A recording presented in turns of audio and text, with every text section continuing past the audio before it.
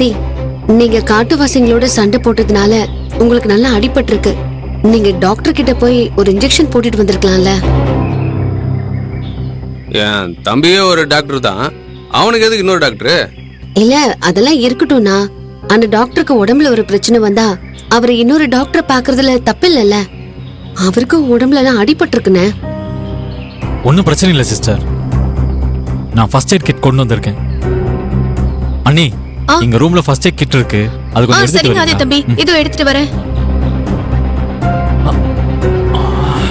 நான் ஒருத்தனே அவனுங்கள பந்தாடி இருப்பேன். ஆனா அதுக்குள்ள இவங்க 2 பேரும் களத்துல இறங்கிட்டாங்க. வேற வழி இல்லாம தான் நான் அப்படியே அமைதியா நின்ன. என்ன பண்ணில சொல்ற, நீ பார்த்ததானா? ஆமா, நீ தான் ஓடி ஒளிஞ்சத நான் தான் பார்த்தனே. பாத்துட்டியா? சரி சரி, மனசுக்குள்ளேயே வச்சுக்க வேண்டியதானே, இதெல்லாம் வெளியே சொல்லிட்டு இருக்காத. செல்வம் சார், நீங்க இன்னைக்கு பெரிய உதவி பண்ணிருக்கீங்க. நான் அடிபட்டு மதிய காப்பாற்ற முடியாம கஷ்டப்பட்டப்போ நீங்க தான் இறங்கி அவங்கள சமாளிச்சு மதிய காப்பாத்த ஹெல்ப் பண்ணீங்க. ரொம்ப தேங்க்ஸ் செல்வம் சார். அட, மனுஷங்களுக்கு மனுஷங்க உதவி பண்ணிதானே ஆகணும். அதுக்கு எதுக்கு தேங்க்ஸ் எல்லாம் சொல்றீங்க?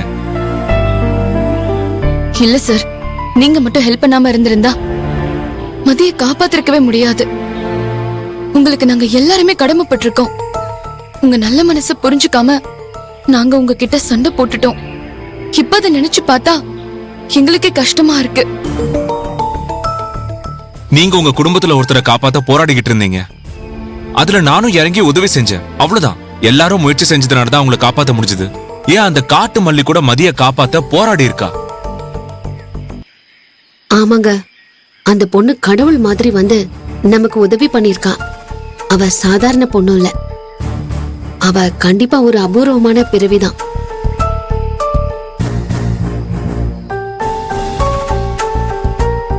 தம்பி இந்தாங்க. அக்கா, அது என்கிட்ட கொடுங்க.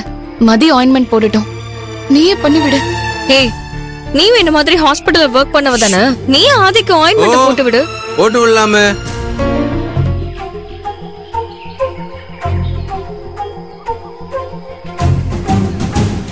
என்ன இவங்க பேசிக்கிறது எதுவுமே சரியில்லையே.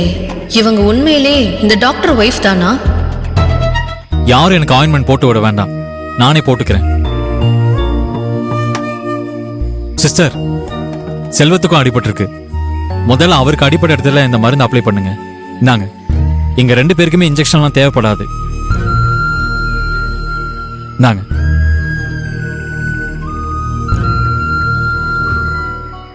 இங்கதான் கொஞ்சம் அடிபட்டு இருக்கு, இங்க மட்டும் போடுமா? கொஞ்சம் பொறுத்துக்கோங்க, அவ்வளவுதான். என் தங்கச்சி எப்படி கவனிச்சுது பாரு. என்னங்க,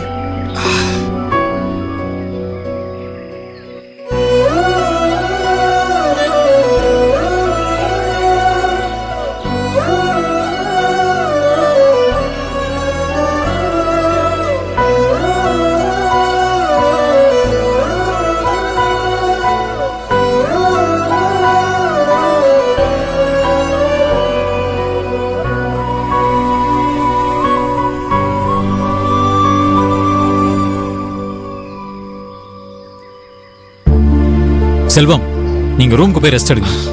பரவாயில்ல ஆதி, கொஞ்ச நேரம் எல்லாரும் ஒன்னா பேசிக்கிட்டு இருக்கலாமே. மதிய தேடி இந்த காடு ஃபுல்லா அலைஞ்சதால ரொம்ப டயர்ட் ஆயிருச்சு. கை காலெல்லாம் ஒரே வலி. வெண்ணிலா, வா, மாமாவை கொஞ்சம் கை கால் பிடிச்சு விடுறியா? ஐயோ இல்லம்மா, உனக்கு கை கால் வலிக்கும், நான் பிடிச்சு விடுறேன்னு சொன்னேன், அதுக்குள்ள கோவிச்சுக்கிறியே.